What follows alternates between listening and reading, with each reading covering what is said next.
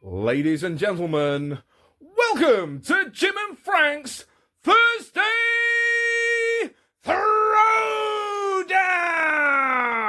Throwdown! Jim, welcome to another Thursday Throwdown. Yes, Thursday Throwdown. This Man, is a big one. this is a couple of heavyweights, Yes. and why don't we get right into it? What do we have? We have Black Sabbath, Heaven and Hell Ooh, versus Ozzy Osbourne's Blizzard of Oz. yes. Now, normally we take one band and two albums, but this is Yeah. one band and two singers. Yes. Not a bad thing. Uh, Blizzard. I read a quote today from Ozzy, Mhm. and he said when he was making Blizzard, he had Heaven and Hell in mind when he was doing that. Like, Right, I've got to put something up that's going to equal whatever those guys are doing. right. Well, they unceremoniously kicked him out after the Never Say Die tour that started in 78.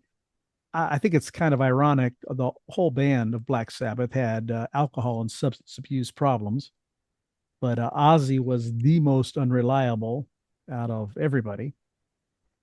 And they saw him on a self-destructive path and thought, we save our band, and to save him, he's got to go.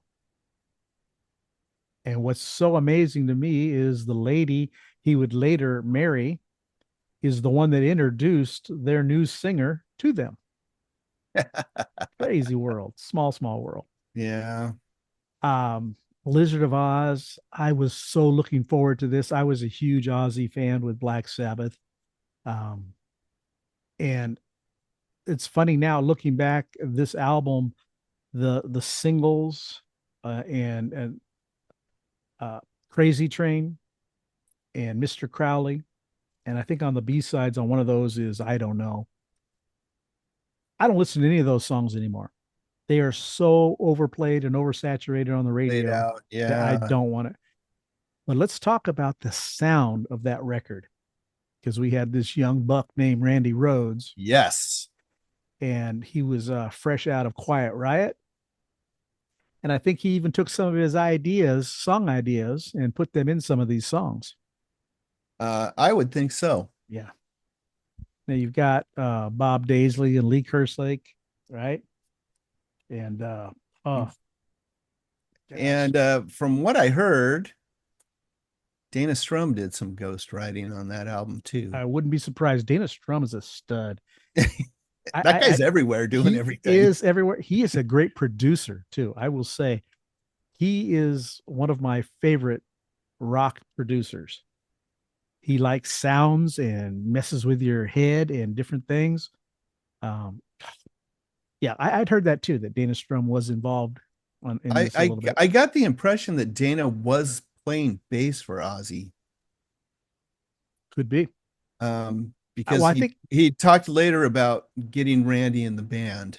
correct. I think he was rehearsing with him, right? And Yeah, and he said, I really wanted Randy to be in the band. And he said, I knew that if that was the case, it was going to cost me his job, my spot in the band. He goes, right? but I didn't care. Man, my two favorite tunes on this record, the last two of the album, Revelation, Mother Earth, and Steal Away the Night. Steal Away the Night. Good Wow, rocker. what a rocker! Yeah, Yes. these, and I remember seeing them live after Randy had passed away. I didn't get a chance to see him with Randy, Brad Gillis, and they played Steal Away the Night. Holy cow! Just as good live as it is on the record. Just, but a totally different sound than Black Sabbath. Brad got a bad rap, but I've watched some live video of him with Ozzy. Mm-hmm. His playing is so great. Yes. So Yeah. great. And he I had just a tiny amount of time to learn those songs. I don't think he could shake the Night Ranger stank off of him because they were more of a pop power rock Yeah. band, and Ozzy was heavy metal, you know. But oh my goodness, he was awesome. He nailed it. He nailed it. Um, Blizzard goes 5 times platinum. Now there's an FU to Black Sabbath, right? Five It times took a long platinum. time to go 5 times It did, platinum. but it did. It reached number 7 in the U.S. That's not bad for It's a high not bad. recording. A lot of people had written Ozzy off, I think. And they said the album actually didn't get a lot of airplay. I just remember I don't know. Weirdly, I mean, it Yeah. got pretty heavy airplay, I thought, on rock radio. I mean, you Yeah. couldn't get away from hearing Crazy Train. No. What I liked about it is, again, I like all fashion of Black Sabbath. Their last album with Ozzy, Never Say Die, was a lot more trebly, not as heavy drone, power chord type stuff. This album, Randy doesn't play a lot of conventional chords for heavy metal music. He plays riffs. Yeah, and such an interesting tone. Like he didn't sound like anybody else. No, Sound wise. no. Absolutely love the sound and his tone on this record, and Diary of a Madman as well. Yeah. But you go from Blizzard of Oz, and then out comes Heaven and Hell. And Ronnie James Dio is now the lead singer for Black Sabbath. And I never will forget the first time I put that on, and Neon Nights starts that record off. And I was blown away. Same. Oh, The first time I heard that, and then they says this is Black Sabbath, and I was like, no, it's not. that's not Black Sabbath. Right. It sound anything like Sabbath. They don't play like that. Right. And Ozzy said that as well. I remember reading an interview saying, I don't know what that is, but that's not the boys I played with. What the heck is that? It's so different. Matter of fact, I read a Zach Wilde quote. He said like they should have just called that band Heaven and Hell from the get-go. You're absolutely right. Because it doesn't sound anything like Sabbath. He goes, I'm a Sabbath nut. And when you put that record on, and he goes, and I love Ronnie James Dio. Right. He's all, but that's not, those two records are not Black Sabbath records. The whole dynamic of the band changed. And Geezer Butler handed over the lyrics to Ronnie James Dio. Smart move. Yeah. And Ronnie, as much as, he sang about kings and queens and all that kind of stuff and fairy tales and everything with rainbow and everything else, he took it a little bit darker and brought some of these songs that I would guess some of these lyrics, maybe Richie Blackmore didn't want anything to do with.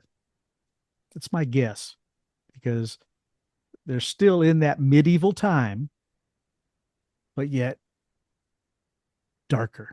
Richie wanted guitar. He wanted radio hits. Yes. Yeah.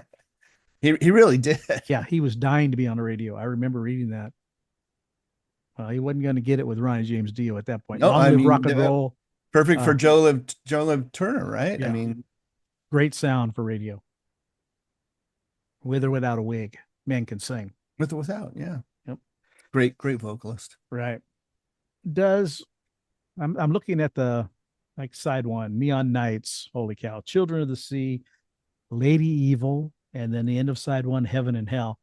And I remember reading an interview. No, it was Rock Talk, Bob Colburn. Bob Colburn, yeah. And they had Geezer and I think Tony on. And Bob asked him, do you get mad when they cut off the end of Heaven and Hell because it has that long outro?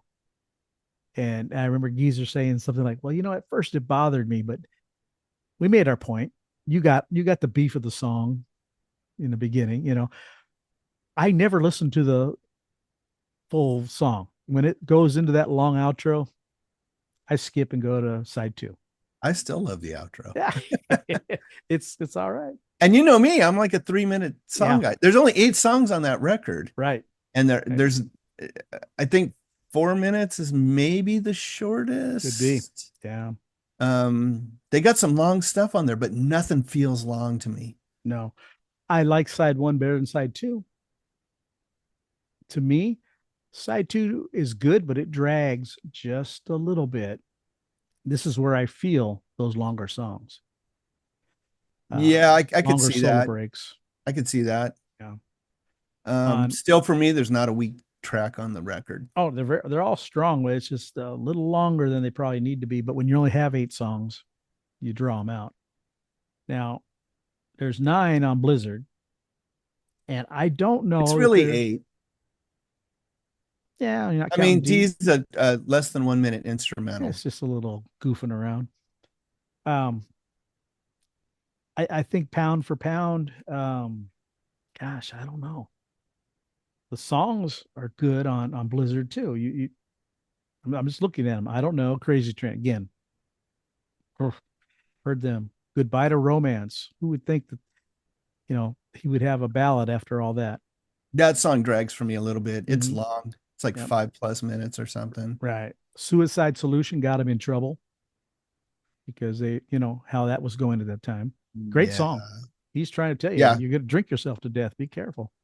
Mr. Crowley, No Bones Movie, fun song. Yes. No Bone Movies. And again, Revelation, Mother Earth, and Steal Away the Night to finish that record off. I don't know. Who came out swinging stronger, in your opinion? Do you have one that's better than the other? Well, initially I was going to say Heaven and Hell is my pick. Uh-huh. Because it was such a departure for Sabbath, and it was so different and so yeah, I loved Ronnie James Dio's voice, and I loved what he did with the band. But to me, Blizzard of Oz is just a little bit more off the beaten track. Right. I think it was a little more groundbreaking, a little more of a breath of fresh air. I would take both of them with me to the desert island, no doubt about it. I mean, they're both in my kind of 2 of my favorite records of all time. Right.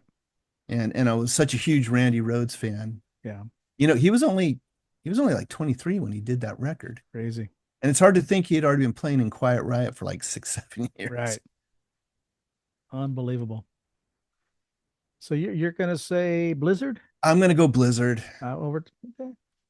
Well, I have to go with Heaven and Hell, Yeah. only because Understandable. This many years later, I still will listen to Heaven and Hell before I'll listen to Blizzard of Oz. Now, if this was Diver Madman, it might be a little different story because I think that album's better than Blizzard. Heaven and Hell, 1 million records. So there you go. I always thought it was a huge seller. Yeah. I don't think Black Sabbath had any major sellers like that. They weren't one of those bands that sold 20 million copies or anything. No, this was like their 3rd highest selling record. Yeah. I think Paranoid and Masters of Reality are the 2 that beat it out. Okay. Well, you've got Martin Birch as their producer. Neon Nights, again, great single. Lady Evil and Die Young. Yep. Man. Not a bad tune on the record. No, there really isn't. So for me, Heaven and Hell. And okay. Well, we got a split decision today. What's so bizarre about that is I prefer Ozzy Black Sabbath over Dio Black Sabbath for the style of the music. I would much rather listen to Ronnie James Dio sing all day than listen to Ozzy sing. That's why it's my little weird pick for me. Yeah, it's odd. It is. It's kind of all over the place with that. Okay, well, then we have a split decision. It's all good. We got a split decision. Okay. Tomorrow I might change my mind. I don't know. Okay. And today, this is where I'm at. There it is. I'm right there with you. All right. Okay. Well, until next time, Jim. Hey, what do you guys think? Leave a comment, man. And you know what? Smash that like button just for the nostalgia of it. Yeah, nostalgia. Ring the notification bell. Look, every Thursday we drop a video. Right. But leave a comment. Tell us what you think. I'm always more interested in hearing what other people have to say. Same. Same. Because especially when they say something like, "Yeah, I remember when the first time I heard that," and well, people share like their little memories and what it means to them. Well, this is what I want to say then. If you do like it and you've smashed that like button like Jim has asked you, why don't you share it? Put it on your page. Let your friends check it out and let them decide. Say, what do you think of these kooks? There you go. And then they can also talking about Ozzy and Dio, not about us. That's right. All right, Jim, let's get at it. All right. See you next week.